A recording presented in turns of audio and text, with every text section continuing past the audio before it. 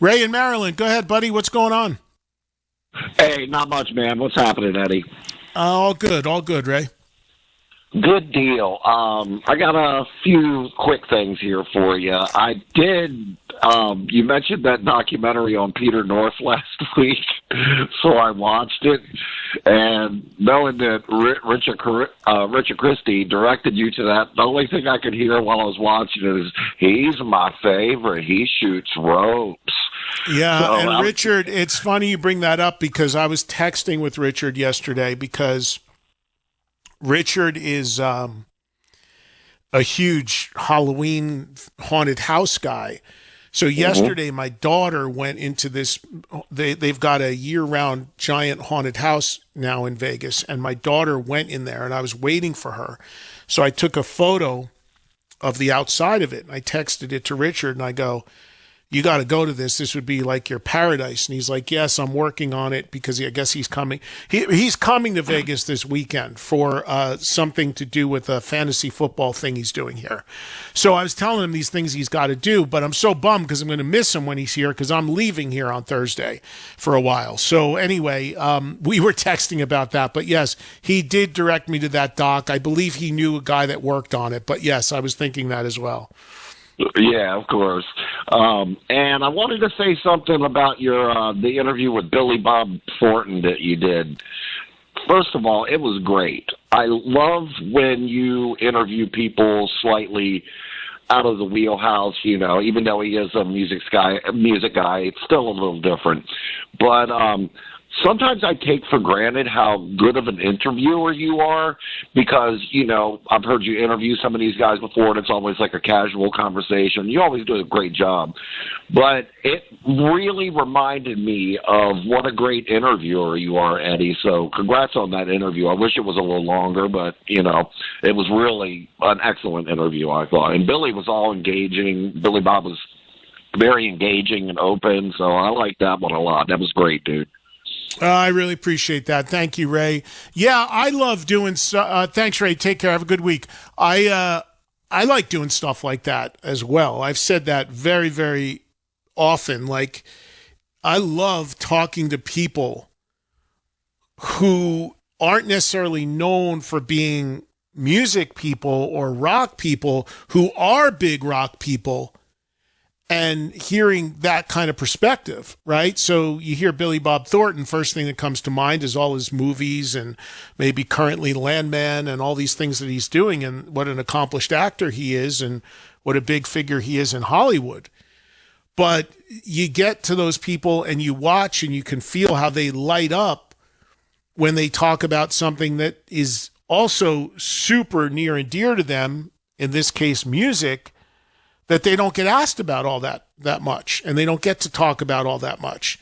So it's really cool when you can do that. And I got to tell you, that thing happened because he wanted to do the show, and he did remember, as you heard in the interview when he was on with me last. I did not expect him to remember that interview. I don't assume that because it was literally 7-8 years ago.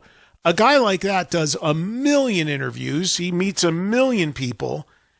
And, I don't assume that he's going to remember hanging with me in a conference room outside of NAMM 8 years ago.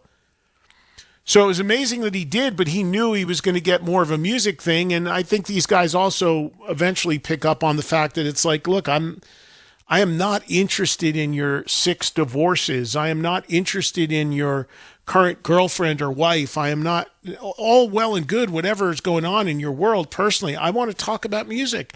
And I think that's so refreshing to these guys because they know that if they're going to go to a Access Hollywood or something like that, they're going to get all that stuff. And it's just, they don't want to deal with that. So it was really cool that he agreed to do it. And it was obviously centered around that documentary on Sunset Marquee. And I also wish we had more time with him, but it was what it was. We got what we got. I can tell you that after the interview, I did email his manager, assistant, whoever it was, and thanked her for helping set that up and said, when he has more time, if he'd like to come on and just kick it about music, I'd love to have him. So that's Billy Bob's second appearance on this show. We've had Thomas Hayden Church, who's a noted actor as well, on several times. He calls in whenever he feels like it. But the one guy that I really hope I can get one of these days that also is in that category is Johnny Depp. Because Johnny Depp is clearly a huge rock fan. Johnny Depp, as we speak, is playing in Europe with the Hollywood Vampires. And two guys that are friends of the show and I've known for decades, Joe Perry and Alice Cooper, are also in Hollywood Vampires. So I'm hoping one of these days that I can get to a point with one of these guys will get in Johnny Depp's ear enough, and they've tried in the past to say, hey, no, this is a music safe space.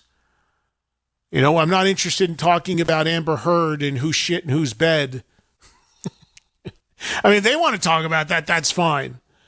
But I want to talk about, you know, your love of rock and where it came from.